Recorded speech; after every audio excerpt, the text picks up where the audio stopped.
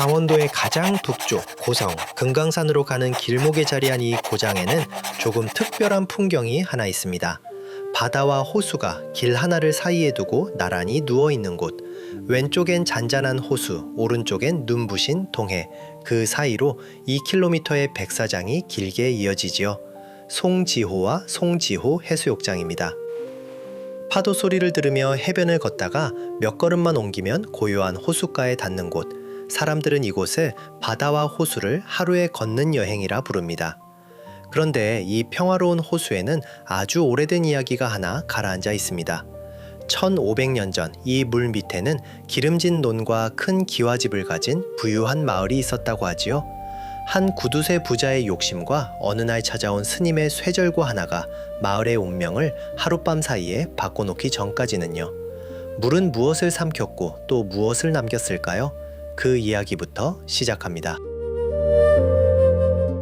강원도 고성 바다 곁에 누운 이 호수의 밑에는 마을 하나가 잠들어 있습니다.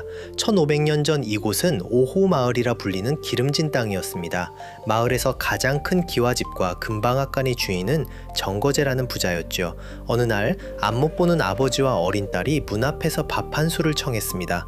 부자는 매질로 그들을 내쫓았고 시주를 청하는 스님의 바랑에는 곡식 대신 똥을 퍼담게 했습니다. 스님은 말없이 돌아서서 쇠절구 하나를 금방앗간에 던졌습니다. 그 자리에서 물기둥이 솟아올라 하룻밤 사이 마을은 물속으로 가라앉았습니다. 스님은 두루마기 옷고름을 소나무 가지에 묶어두고 홀연히 사라졌다고 합니다. 그 마을이 잠긴 자리가 지금의 송지호입니다. 맑은 날이면 물속에 금방앗간이 보인다고 하지요. 벌을 받아 생긴 물은 철새와 물고기가 쉬어가는 낙원이 되었고 호수를 막아선 모래는 눈부신 해변이 되었습니다. 그리고 해변 끝 바위 꼭대기에는 지금도 소나무 한 그루가 홀로 자라고 있습니다. 마을 사람들이 수호신을 모시고 소원을 빌던 자리 선앙바위입니다. 탐욕은 잠기고 기도는 남았습니다. 소나무송 못지 소나무가 지키는 호수 송지호입니다. 송지호 해수욕장에 들어서면 가장 먼저 마주하는 건 바다 위의 작은 섬 죽도입니다. 하얀 바위 위에 대나무가 숲을 이루어 대죽자 죽도. 이 작은 섬은 마을의 이름까지 지었습니다. 주광면의 죽이 바로 이 섬에서 왔죠. 이제는 하얀 다리가 바다 위에 놓여 걸어서 그 섬에 닿습니다.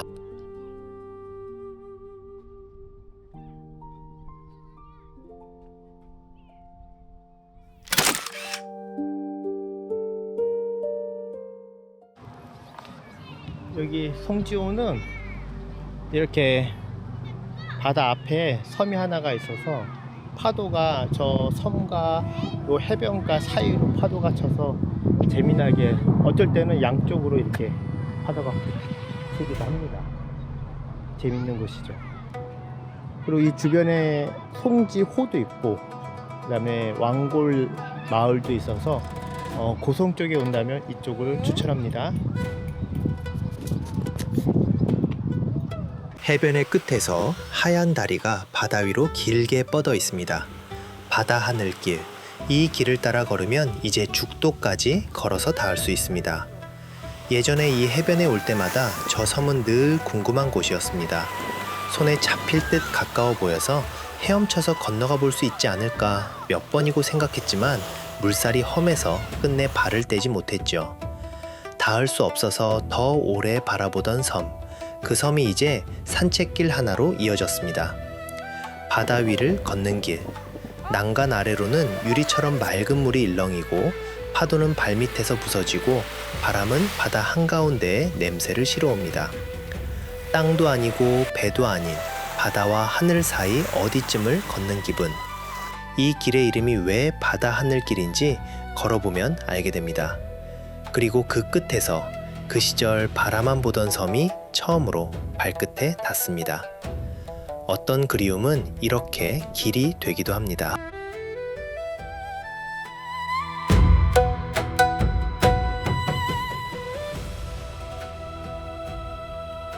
카메라를 들고 바다를 여행합니다. 오늘 제가 담는 건 모래 위의 발자국, 파도가 지우기 전에 서둘러 파인더에 담습니다. 누군가 걸어간 흔적은 곧 사라지지만 사진 속에서는 오래 남지요. 생각해보면 우리가 남기는 것들도 대부분 모래 위의 발자국 같습니다. 언젠가는 파도가 와서 조용히 지워가지요. 그래서 더 아껴서 바라보게 됩니다. 오늘의 빛과 오늘의 파도와 오늘의 발자국, 같은 바다는 두 번 오지 않으니까요.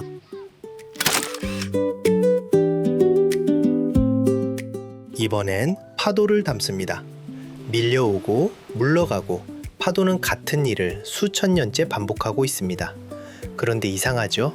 그 반복을 가만히 바라보고 있으면 복잡하던 마음이 조금씩 단순해집니다. 파도는 서두르는 법이 없으니까요. 어쩌면 바다는 세상에서 가장 오래된 호흡인지도 모릅니다. 물론 바다를 즐기는 방법이 고요함만 있는 건 아니죠. 수평선을 가르며 제트스키가 물보라를 일으킵니다. 엔진 소리와 함께 바다 위에 하얀 길이 그려집니다. 바람을 정면으로 맞으며 달리는 짜릿함, 튜브 위에서 터지는 웃음소리, 파도에 부딪힐 때마다 심장이 한 번씩 뛰어오릅니다. 지금 이 순간의 스릴은 시간이 지나면 웃으며 꺼내보는 여름날의 추억이 됩니다. 바다에서의 하루는 느리게 쉬어도 신나게 달려도 결국 오래 남는 이야기가 되니까요. 한여름의 햇살이 뜨거운 날엔 바다 하늘길이 또 하나의 선물을 줍니다. 다리가 들이운 널찍한 그늘, 그 아래 물 위에 튜브를 띄우고 사람들은 시원하게 여름을 떠다닙니다. 머리 위엔 그늘, 발밑엔 바다, 파라솔이 필요 없는 이 해변만의 특등석이죠.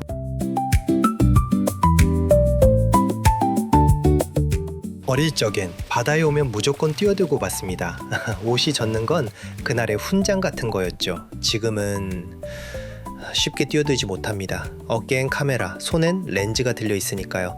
대신 다른 방식으로 바다에 뛰어듭니다. 파인더 속으로 한 장면씩. 몸이 젖는 대신 마음이 젖는 여름. 바다를 즐기는 방법도 나이와 함께 자라나 봅니다. 여름의 송지호 해수욕장은 이렇게 저마다의 방식으로 반짝입니다. 튜브 위에서 흔들리는 웃음소리, 물살에 가르는 제트스키의 한성, 그리고 그 사이를 천천히 걷는 저 같은 사람까지. 한나절을 보내고도 아쉬움이 남는 해변. 하지만 이 여행에는 아직 가야 할 곳이 하나 더 있습니다. 해변에서 불과 5분, 바다와 등을 맞대고 누워있는 영상의 처음에서 만났던 그 전설의 호수가 기다리고 있습니다. 바다의 소란을 뒤로하고 이제 1500년의 고요 속으로 들어갑니다. 소나무 숲길을 따라 들어서면 나무 팻말 하나가 조용히 길을 알려줍니다. 송지호. 소나무 송, 못지, 소나무가 지키는 호수라는 뜻입니다. 먼 옛날 바다였던 자리에 모래가 쌓여 길이 막히며 남겨진 동해안의 오래된 석호. 방금 전까지 귓가에 있던 파도 소리가 거짓말처럼 이곳엔 바람 소리와 물새 소리만 남습니다. 호수는 해변에서 걸어서 닿을 만큼 가깝지만 시간은 1500년쯤 거슬러 온 기분이지요. 이제 전설이 잠든 물가를 천천히 걸어봅니다. 자, 송지호. 송지호는 그 소나무 송자에 여기 연못지가 있어서 소나무가 이렇게 많이 있죠. 소나무가 많이 있는 연못이라고 합니다.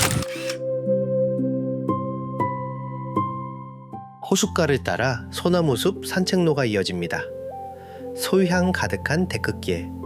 나무 사이로는 호수가, 그 너머로는 설악의 능선이 함께 걷지요. 이 소나무들이 바로 호수의 이름을 준 주인공들입니다. 와, 저기 지금 윤술도 너무 예쁘고 여기 끝에 잔잔하게 살짝 담겨져 있는 모습이 예쁘니까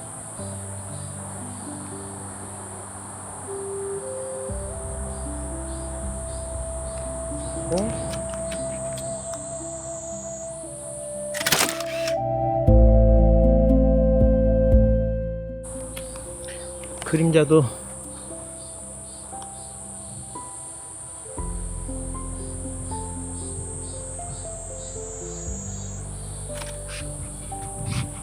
우차.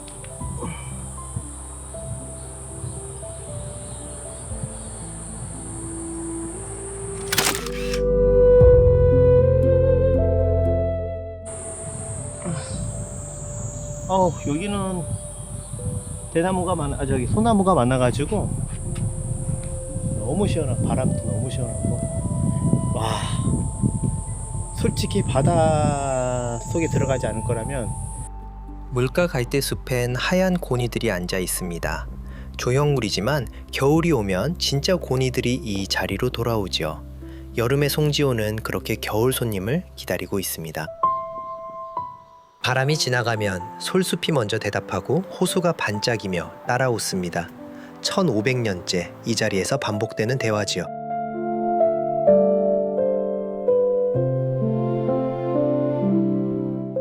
일만 하며 살았다면 이 풍경을 영영 몰랐을지도 모릅니다. 호숫가의 솔숲도 물 위의 바람도 일부러 찾아와야 비로소 만나지는 것들. 그래서 저는 오늘도 카메라를 메고 길을 나섭니다. 세상은 생각보다 훨씬 아름다우니까요. 관망타워에 오르면 호수와 바다 그리고 마을이 한눈에 내려다 보입니다. 물에 잠긴 전설도 여기서 보면 한 폭의 그림이죠. 그리고 여행의 활용점정 고성 옥수수 아이스크림. 달콤하고 고소한 이 한 그릇에 오늘의 더위가 사르르 녹습니다. 여행의 마무리는 역시 밥 한 그릇이죠. 오늘의 마지막 목적지는 소문난 물회집입니다.